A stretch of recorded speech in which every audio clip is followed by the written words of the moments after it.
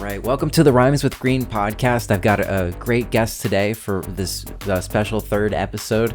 So my guest today, he's been in just about everything. After you see his face, you're going to have to start looking for him in your favorite shows and media and see if you can spot him. He's been in over 100 different things, from Clifford the Big Red Dog to Happy Gilmore 2 and Tires. You can also have listened to him on NJ 1015 on the weekends. And so my guest today is Bob Leszczak, or if you listen to him, Bob O'Brien. So welcome to the show, Bob. Good to be here, Ryan. How are you? I'm doing pretty good. My background's blurry today, so you can't see my room. It's a big secret to everybody. I don't have a bed back there, I promise. So I guess we'll get started at the very top of things. So you have a big career in media, from radio, TV to film, everything in between. So how or who got you into media? Like, what really, sparked that passion? It was always something I wanted to do from the time I was a little kid. I was an only child and obsessed with television and the radio and records. And my life has never changed. I'm still doing it today. I took up radio in college, Seton Hall University, and they had a great radio station there, which was great training. And while I was still in college, I got my first... What were the call letters there? WSOU, okay. 89.5. And I got my first paying job while I was still in college and never looked back. In fact, the day I graduated, I had my first full-time job and still doing it all these years later. What year did you graduate from college? Oh, you would ask that. Well, just because I have a small follow-up question, something I thought I'd be getting to a little bit later. All right, I'll tell you. 1981. Class of 81. Class of 81. Long time ago. Okay. Dinosaurs still roam the earth. It's less far than you think. That's less far from the year 2000 than we are now. That's only 19 years. That's true, yeah. So come to think of it. Yeah. In 82, going into 83, you spent some time as a member of the band, the Duprees. Yeah, actually, I started in 81. I was with another couple of groups who did a cappella, and we did some recording with bands and stuff, the Infernos and the Patterns and Retrospect, and we opened for the Duprees several times. The Duprees are a Jersey band. Really? They're from Jersey City, New Jersey, and they worked a lot there even in the 80s. And so we were the opening act for them several times, and they were losing a couple of members. So they kind of looked to us, hey, would you like to join us? So they took two members from the Infernos to become the new Duprees, and I got to tour with them for a couple of years. A lot of fun, a lot of concerts at places like the Meadowlands, and we did the Philadelphia Spectrum, but the concerts were the best. That's awesome. I'm sure there were lots of women there, right? Lots of women Yes, your age, I'm sure, right? Yes, I was much younger then too. So. Well, I mean, the Duprees, they were a 60s band, so they were probably something that you grew up with, right? Actually, they were even a little bit before me. I wasn't really aware of them till I kind of got into oldies in the 1970s. And here I am still doing it. But they had their hits in like 62 and 63 before the Beatles kind of took over the charts in 64, and Motown Really? did too. But we had one original member when I was touring with them, Mike Arnone, who has since passed, but they're still working. There's no originals in the band, but the songs and the name is still so popular, especially in the New Jersey, Pennsylvania, and Connecticut, New York area. They still find work. That's great. Yeah, I mean, there are songs like that. Kids are still getting into music like that to this day. I mean, if you look up Beatles on TikTok or whatever, you'll still see kids that are still super into that music. Like I said, kids even. Well, and the music was so romantic. So a lot of people who were there, they remember the better times in their lives when they were just dating and having a lot more fun. They weren't really adult yet, and life was very different. So Yeah. it was simpler way back then. So it brings back a lot of happy memories for them. So then, moving back away from the music stuff, and back towards your love for media just in general, not just with radio. What made you really get into just like all of the oldies and all of, just keeping a log of all of that and, tracking all this stuff? Well, in the early 70s, I was kind of disenchanted with the music that was coming out then, and I was seeking something else. I was looking for something, and I found it. There was used to be a great radio station in New York City that played the oldies called WCBS FM, and I began listening to them and learning about the music, and started collecting the records. And about 10 years after that, I was actually working there for a time, so that was a lot of fun in their music department, and was on the air, a bunch of different radio stations over the years. Moved around a lot in the I'm radio sure. business. You move, so I've been to Hartford and Boston and Washington D.C. and Tampa and Orlando and Denver and Southern California and back in Jersey now. Do you have any favorite cities? Ones that you stayed at the longest, maybe?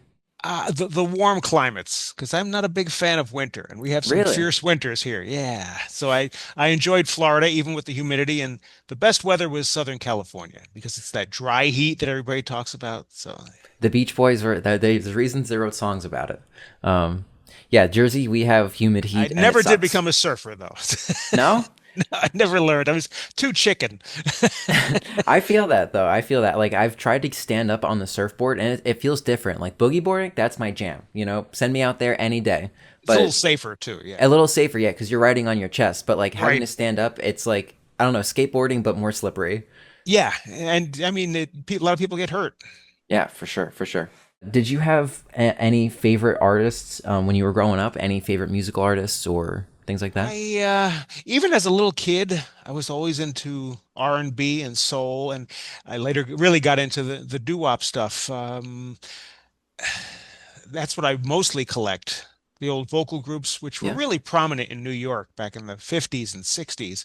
And that's what most of my collection is. But I've expanded into rhythm and blues and a lot of soul music, what they call Northern soul, and which is very popular in England and is popular here too, and especially among collectors. And my life has really been weird because I've never had an actual office job. Right from the time I was in I guess I was still in high school. I was working in a record store, which was perfect. It was an oldies record store. Then I started in radio and stayed there for like 40 years, and got into acting and got into writing books. And it's always been media and music related, television related, movie related, and I've never looked back. Very, very fortunate and lucky.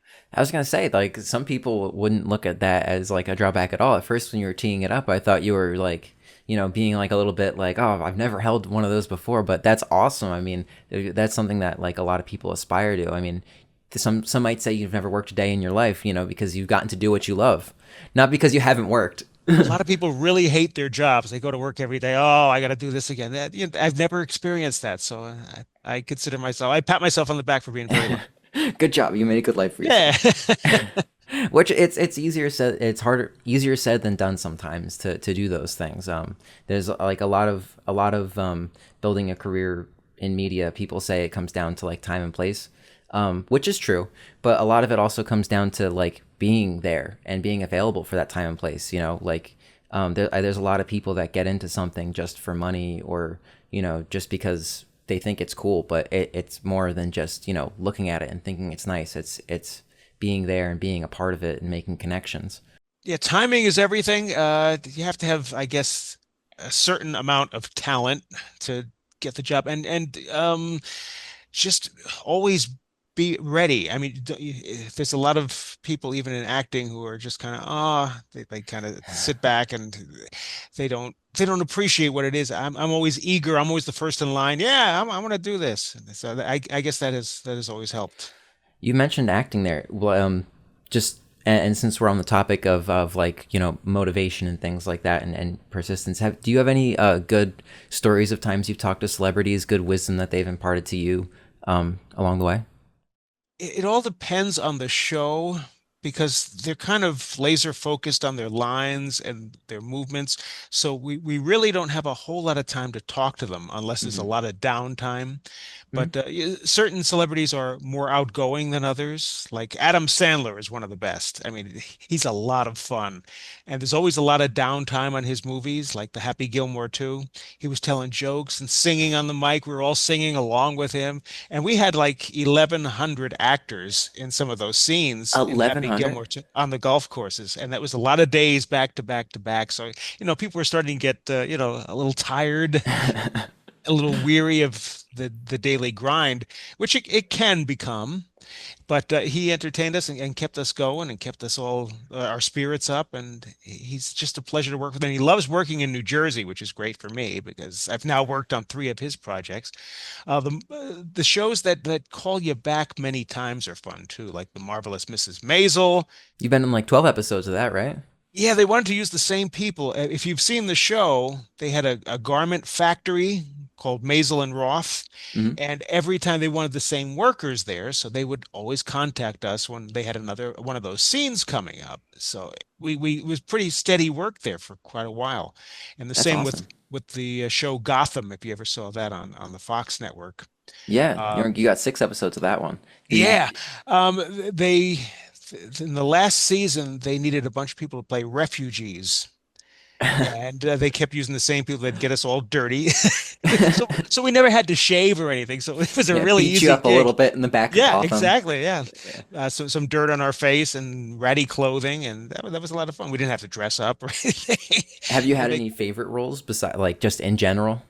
this year I've had some fun ones because you don't always get lines or what they call sides in the business. Hmm. But this year, I had one of my favorites was doing a movie which is coming out this fall. It's a horror film. There's been a lot of horror films I've worked on this year for some reason. It's called The Block, and I'm in like full Svengoolie or Alice Cooper type makeup. It took like hours to put it all on, and I got a couple of days out of that, and that was a whole lot of fun. Just the whole getting into the. I'll have to share a picture of it with you. Absolutely, absolutely, yeah. It was a And lot of fun. when it comes out, I'll have to see if I can recognize you. Yeah, and a couple of other horror things, but the lighter things like the Happy Gilmore and the Marvelous Mrs. Maisel, those things are always fun. Some of the things are very, very heavy. Like I worked on a thing which kind of looked back on Nazi Germany called Hunters with Al Pacino. And that was Hmm. really dark and heavy, and you can feel it. You can actually feel the weight when you're doing this. So the lighter things are a lot more fun.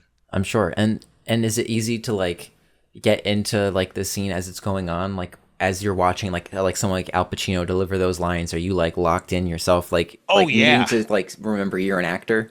Yes. Well, and you do it over and over and over again. I mean, it's amazing how many times they do these just to get it right. And I had the pleasure of working with Donald Sutherland on his very last movie, something called Miranda's Victim, which is still available for streaming. We did that in New Jersey, and it was like a clinic watching him act up there, a man who's been in like 100,000 things. And it was an honor to actually get to work with him, and it was the last thing he ever did. And some of the people surprise you. I always thought Russell Crowe was kind of a gruff guy, but he was Yeah. like the nicest man ever, telling jokes and complimenting all of us around him. And he was a real sweetheart. That was a lot of fun. It was something called what did we call it? The Loudest Voice. And Okay. I think he won a Golden Globe for that, maybe an Emmy too. You know what? You help set the energy there, so you're partially responsible for that Golden Globe. You might not have the actual award, but like, you can pat Yeah, yourself on the I back a like little that bit. kind of thinking. I want my share of it. Yeah, Yeah, cut off a yeah. little piece of it. Exactly. Yeah, melt it down, turn it into like a, I don't know, like a little ring, a little pinky ring maybe. I like that. So you've written books on shows like Wings and The Odd Couple, and also about like single season sitcoms. Are there any actors that like you have that you like looked up to that are like inspirational for your own acting? And do you have any like aspirations to do more than just kind of like side work? Do you want to like get into like more serious roles?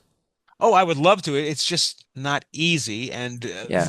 the older you get, there's fewer and fewer roles for you because they're always looking for younger people. In fact, when they post what they're looking for these jobs, I see a lot of 25 to 35, 30 to 45, and you start getting boxed out of it. But there's still enough work for now. So Yeah. I think more of directors. I would love to do something with Quentin Tarantino one day. I would love to do a Martin Scorsese film. Hasn't happened yet, but you never know. Yeah. Do you have any top like directors of all time? Like who are your top three? Well, those two would be up there. Who else? Well, a lot of the guys who are no longer with us from way back, who did some of the classics like Streetcar Named Desire and those kind of movies. But Yeah. I'll never get the chance to work with them because they're long gone. But I admire their work very much. Absolutely, absolutely. Um, so a lot of the books that you've written, like I said, feature a lot of history about TV, like I mentioned, The Odd Couple and Wings. And what got you into like wanting to write that stuff down? Was it like a need like that no one had, or was it like adding your own spin to it? Well, I've always had a passion for old sitcoms, and going way back to my childhood. I remember watching them when I was like 2 and 3 years old, and I still have the memory. And I always had in the back of my mind, all these shows that I saw a couple of times and then they were canceled, they're just forgotten. But I remember them, and I wanted to always do a book, and I got the opportunity to do that, remembering and researching these shows. And in the single season sitcoms books, there's three of those. But in The Odd Couple, the reason I wrote that is because no one had done one since I think, early 80s or late 70s. There was one book that was pretty comprehensive about the TV series version of The Odd Couple. Hmm. And I wanted to do one that traced it from its Broadway roots to its movie roots, and then to where it was in television, and then back again. It went back to Broadway with different people, even a female cast. And I found as many of those people who were still around, directors and writers and actors and people who wrote the music, etc. And I got some quotes for them to make the book a little more interesting, and some pictures, some great photos. The neat thing about the Wings book is I wrote it while COVID happened. So everybody was home. Nobody was working. There was no filming of any kind. So everybody I wanted to contact was home. There you go. So that was it was the easiest thing, because because Wings had been ignored. It was always like the uh, redheaded stepchild of NBC's sitcoms, because you had Friends and Frasier and Cheers always got all the attention, and this was a good show that just never got that attention. And they would actually compliment, saying, "Thank you for considering us, because we've never." Won an Emmy. We've never we've never been on TV Guide. We've never gotten any attention. And thanks for bringing us out again and introducing us to a brand new generation. Absolutely. There are a lot of shows. I mean, I don't know if you could write a book like that today. I mean, maybe you could write, it'd have to be like a very thick book because, like, I feel like Netflix is like a meat grinder for one season shows. Yes. But Well, that's why I haven't done one from 2000 up. I did one 1948 to 79, one of just the 80s, and one of the 90s. But since we have streaming and internet shows, etc., there's just too much. The book, like you said, it would be like War and Peace. It would be yeah, huge, you'd have to like separate it into sections, there, probably, and or there are or some. volumes. Yeah, Oh yeah, volume volume one, one, volume two, two. volume three. Yeah, you'd have to get like other writers in on it. It'd have to be like I don't know, like a generational thing. As someone's like finishing writing one book, the next set needs Yes, to be it written would be already. never ending. Yeah, Yes. Well, it'd be constant work. So absolutely. that's one way to think of it. Yeah. So you had a book come out at the beginning of the summer. Yes. In fact, I have it right here. The That's a, answer is A Guide to the Lost Art of the Answer Record. There are no more of those. They don't do it anymore. But maybe Weird Al Yankovic is the one exception, but his are more parodies of songs. But back in the 50s and 60s, especially, if somebody had a hit record, somebody would try to cash in on it. And especially if the song asked a question like, "Why do fools fall in love?" I found out why fools fall in love. Run around Sue? No, I'm stay at home Sue. And there's a million of them. And this book could actually be volume one, because there were so many more that I didn't get to. But that was a big thing back then. In fact, there would sometimes be more than one answer. There was a song called The Duke of Earl, and there'd be a bunch of people recording The Duchess of Earl, or I Stopped the Duke of Earl. And it was their way to get on the charts and get some attention, riding on somebody else's coattails. if you could cover a song in that way, then what would be your Walmart brand song? My Walmart brand song. Yeah, yeah. What song are you covering to make your Walmart version? Oh gosh. Well, some of them would be R and X rated, so maybe we better not go there. What? I have a knack of doing that in my head, but never sharing them because I they're a mean, little if off color. yeah, your Facebook page has a little bit of the color there, a little bit of a look Yes. inside the mind. There's some. I'm always there for your thoughts and opinions. Oh, thank you for that. Both my names. It's Bob O'Brien Leszczak, so people can find me for whatever they're interested in, the books or the acting or the radio or for the music. Yeah. So then, what kind of things you got coming up? What else is coming out that you're allowed to mention without spoiling anything that we should be looking for you in? A lot of the things I've done sometimes take years to come out. I was just in an episode of Only Murders in the Building, which was so much fun working with Steve Martin. Did you get a chance to talk to him? Very briefly, but he was so nice. It's a scene in a 1920s casino, so it's black and white, and he was playing the roulette wheel, and we were all he was betting on different numbers and things, 0-0, and we were just having a lot of fun with him. He's Yeah. a great guy. What else is coming out? There's a series, a very serious, heavy series called Task, which is on HBO. I'm in one episode of that. A great series that's getting a lot of buzz called Black Rabbit, which I think is going to be on Netflix with Jason Bateman and Jude Law. Ooh, And I want to see that for sure. I have a nice scene on a subway ride with Jude Law, so that's a lot of fun.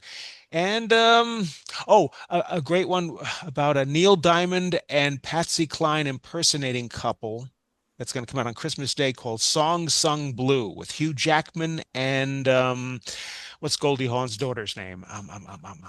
Kate Hudson. Kate Hudson. Kate Hudson. Yeah. It's just about to come to me. Kate Hudson. Yeah. So I'm gonna hit you. So before we go, I'll hit you again with the question about the most fun role that you've had as an extra. So it doesn't just have to be roles that have speaking lines. Is there anything super fun that you've gotten to do as an extra, throwing something at somebody or like yelling stuff, going crazy? Yeah, those are always fun, but the one that comes up is I was in an episode of Blue Bloods that they wound up putting into a promo for the show, and it plays constantly. And I hear from people all the time. The promo has been playing for years and years and years. First it was on CBS, and now it's on the Ion channel. But I'll hear from relatives I haven't heard from. I'll hear from college friends and high school friends and old friends from different neighborhoods across the country. Old people I worked with in radio. Was that you behind him? Because I have a police uniform, so that when they need people to play police, I have everything that they need. And so I'm right behind him in this episode. And it's so obvious. I'm there for such a long time and smiling because it's a happy with my mustache. Yeah, I was Yes. gonna say, do you have the big mustache at the time too? I had to trim it because he has such a profound mustache and he's right in front of me. So it's not like it is now. I had to cut it right at this. Well, I guess that's a police thing too. It had to be Yeah. neat, very neat. So they actually handed me a razor before we started shooting and said, can you trim that a little bit on the sides? But it's very memorable. And anything like the Happy Gilmore because we just got to yell things and Yeah. That's those are always awesome. fun. Yeah. So then if somebody wanted to get into doing extra work, is there like how would they do that? Like is it like websites or It's not difficult. First they would have to, the most important thing is to sign up at Central Casting in New York or Los Angeles. Um, and you have to make an appointment for that. wow. Yeah, they have to have you on file. From there's the great paid service called castingnetworks.com. And you pay so much a year, but they constantly send you a barrage of available things every day. What age group they need for it, what they need. If they look for special things, are you a good bowler? Can you juggle? Do you have a tuxedo? Do you have a police uniform? And it's very descriptive what they're looking for. And you submit some pictures, and if they like it, they'll get in touch with you and use you. And I forget what the price is for a year, but that's the best source. But there are others. There's a bunch of different casting agencies in the New York Oh, and I'm Los sure. Angeles area and all over the country. They do a lot of things in Atlanta, lately. They do a lot of things in Florida, and it's pretty active in Canada too. I guess they Yeah. save a lot of taxes that way doing it in Canada. I'm sure. Yeah, I think Toronto is a pretty popular shooting Yes, it is, location, like and Diary of a Wimpy Vancouver. Kid. Vancouver, that's what it was. Vancouver. Yep. Yeah. So then, final question before we get out of here. Jersey's kind of on the up and up in terms of like recording stuff. They're kind of like jokingly, maybe it's just NJ1015 gassing it up, but they're calling it like the East Coast, Hollywood in the making. So It's true, and we have a new studio coming. I can't wait till it's done. It's not functional yet, but it's not too far from me. But yeah, they're doing so many things in New Jersey because of that tax break they get, and if they especially want people from New Jersey, so they'll even ask in your submission when we send those pictures, like I was just mhm. saying, are you from New Jersey? Can you prove it? Do you have a New Jersey ID? Do you have a bill you can share with us to prove that you are indeed a New Jersey resident and your driver's license so that they get the tax credit? And that's great.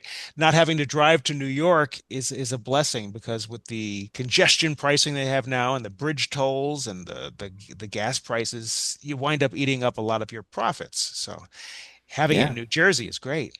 yeah. The more the merrier. Keep them coming.